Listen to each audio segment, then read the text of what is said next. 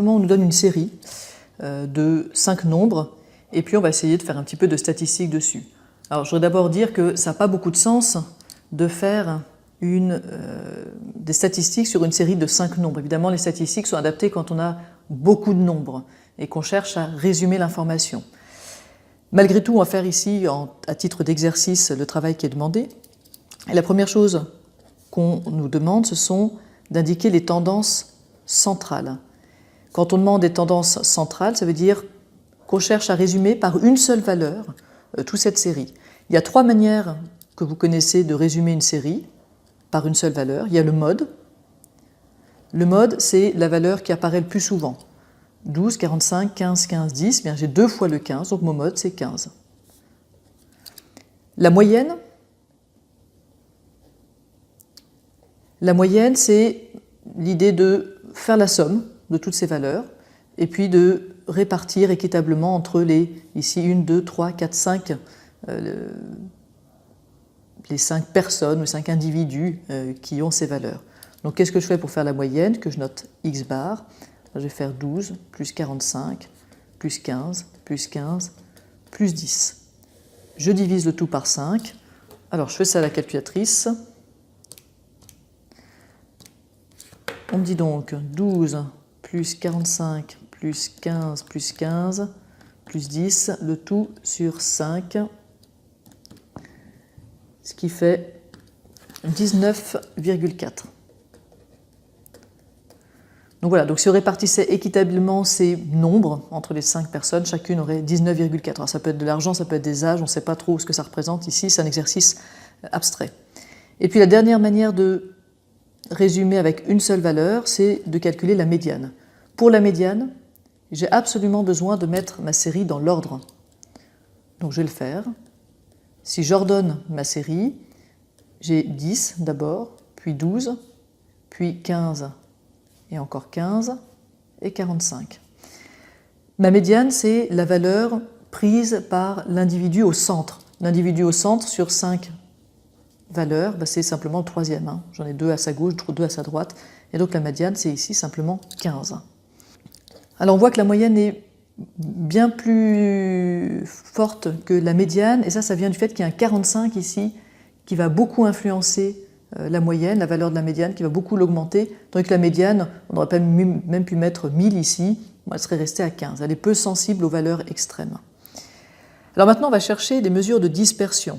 On en a déjà parlé, c'est bien d'avoir des tendances centrales, mais ça ne me dit pas du tout comment elles sont réparties dans ma série. Est-ce que tout le monde a 19,4 ou est-ce que ça va de 0 à 100 et puis c'est très très fluctuant? Donc on va essayer de voir comment c'est dispersé autour de ces valeurs centrales. Alors il y a 2 valeurs de dispersion que vous connaissez, ou 3 on pourrait dire d'ailleurs,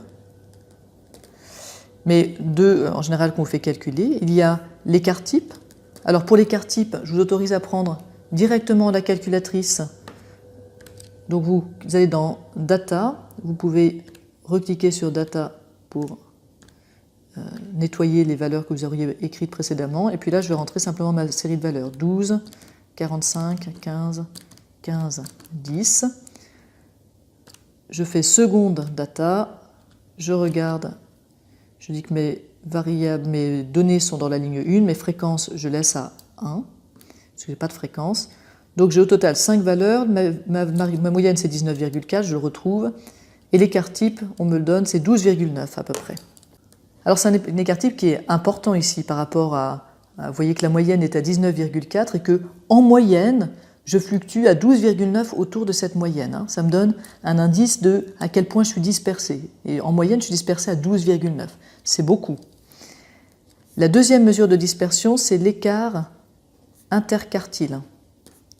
Alors pour calculer l'écart interquartile, c'est-à-dire en fait où sont les 50%, combien il y a d'écart entre le premier 25% et le 75%, pour ça il faut que je calcule Q1 et Q3. Alors l'individu Q1, ici, n sur 4 plus 0,5, c'est-à-dire 5 quarts plus 0,5, c'est-à-dire 1,75. 1,75, on va arrondir à 2, donc je vais prendre dans l'ordre mon deuxième individu, il correspond à une valeur de 12. Donc mon Q1 c'est 12. L'individu Q3, je vais faire 3n sur 4 plus 0,5, c'est-à-dire 3 fois 5 sur 4 plus 0,5, 4,25. 4,25 c'est plus près de 4 que de 2, donc je vais arrondir à 4 et je vais prendre mon quatrième individu, Q3, c'est égal à 15. Donc quel est mon écart interquartile? Mon écart interquartile c'est Q3 moins Q1, c'est-à-dire 15 moins 12, c'est-à-dire 3. Donc mon écart interquartile, il me dit que j'ai 50%, les 50% des gens centraux, eh bien, ils fluctuent qu'à 3 d'écart.